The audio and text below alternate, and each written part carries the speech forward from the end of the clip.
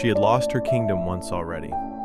This time, she wasn't going to win it back with her own army. She was going to use someone else's. Because in the 1640s, Portugal had an enemy powerful enough to change everything. And Njinga was about to make that enemy her ally. Portugal was locked in a much larger imperial war with the Dutch Republic, a struggle stretching across oceans, colonies, and trade routes.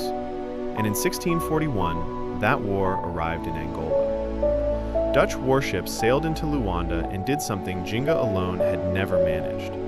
They seized the Portuguese colonial capital.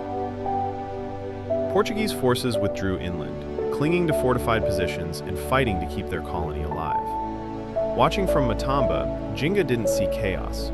She saw an opening. She moved to ally herself with the Dutch, not simply as someone begging to be rescued, but as a ruler with something valuable to offer, a common enemy. The Kingdom of Congo also joined the struggle against Portuguese power, and suddenly, Njinga wasn't fighting Portugal alone. For the first time in years, she had allies with something she desperately needed: ships, guns, soldiers, and one powerful reason to want Portugal weakened. But alliances do not guarantee victory. In 1646, Njinga suffered a serious setback that could have broken her position.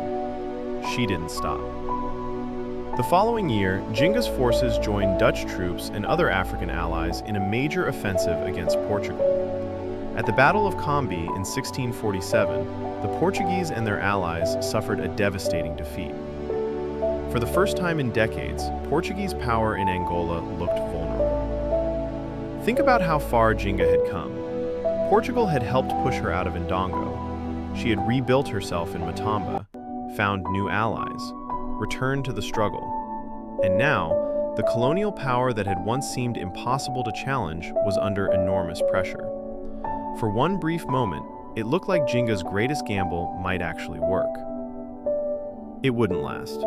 The next year, Portuguese forces arrived across the Atlantic from Brazil. Their target was Luanda. In 1648, Portugal took the city back. The Dutch position in Angola collapsed, and the alliance Njinga had spent years building could no longer give her what she needed. Njinga's greatest weapon had just disappeared from the war. She was now in her 60s. Her strongest European ally was gone. Portugal controlled Luanda again. And after decades of struggle, she still had not restored the world she had lost. By every reasonable measure, this was the moment she was supposed to give up. She didn't. Instead, she changed what winning looked like. Njinga could no longer depend on the Dutch to overturn Portuguese power. So once again, she adapted. She protected the kingdom she had built in Matamba, navigated shifting alliances, resisted Portuguese pressure, and increasingly returned to a weapon she had first used decades earlier, in that room in Luanda: diplomacy. Because a war like this had no simple finish line. Only years of fighting, lost territory, broken alliances, and exhaustion. And as Njinga grew older, she faced a choice. Keep fighting a war neither side seemed able to end completely, or find another path to secure what she had built. And diplomacy now came through another powerful channel: faith. Njinga had been baptized Catholic decades earlier.